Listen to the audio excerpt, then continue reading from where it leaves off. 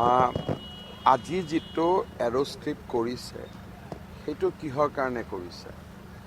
যে কেতিয়াবা যদি আমাৰ যুদ্ধ হয় তেতিয়াহ'লে শত্ৰু ৰাষ্ট্ৰই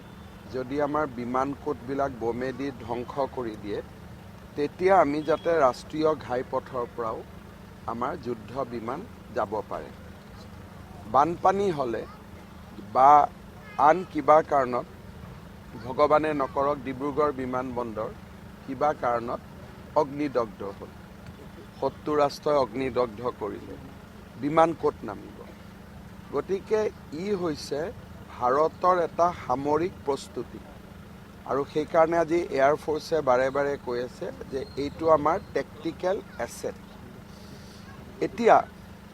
গৌৰৱ গগৈ যিহেতু তেওঁৰ ভাৰতৰ লগত কোনো সম্বন্ধ নাই অসমৰ লগত তেওঁৰ কোনো সম্বন্ধ নাই পৰিয়ালৰ তিনিজনেই বিদেশী গতিকে তেওঁ ভাৰতৰ নিৰাপত্তাৰ কথাটো বুজি নাপায় আৰু ভাৰতৰ নিৰাপত্তাৰ কথাটো কোনে বুজি পায় এয়াৰ ফ'ৰ্ছে সেইকাৰণে এয়াৰ ফ'ৰ্ছে এইটো নিৰ্মাণ কৰিছে আৰু এয়াৰ ফ'ৰ্ছে প্ৰধানমন্ত্ৰী ডাঙৰীয়াক মাতি আনি উদ্বোধন কৰিছে আৰু আজি ভাৰতৰ যিমান সিকিউৰিটি এনালাইচিছ আছে নেশ্যনেল টিভিত বহি এইটো এটা কিমান ডাঙৰ কাম হ'ল যে চাইনাৰ পৰা কিমান দূৰ ম্যানমাৰৰ পৰা কিমান দূৰ সকলোৱে উচ্চ স্বৰে প্ৰশংসা কৰি আছে ইয়াৰ লগত 150 টকা চাহৰ কি মই সম্বন্ধ মই বুজি নাপাওঁ য'ত নেকি ভাৰতৰ যেনেকৈ আপোনালোকে জানে চাইনাই যেতিয়া অসমক আক্ৰমণ কৰিছিল কংগ্ৰেছ দলে অসমক বিদায় দিছিল মোদী ডাঙৰীয়াই অসমক বিদায় দিব নোখোজে বা বিদায় প্ৰশ্ন নুঠে সেইকাৰণে তেওঁ টাৱাঙত ৰেল লাইন বনাইছে ৰাস্তা বনাইছে ইয়াতে তেওঁ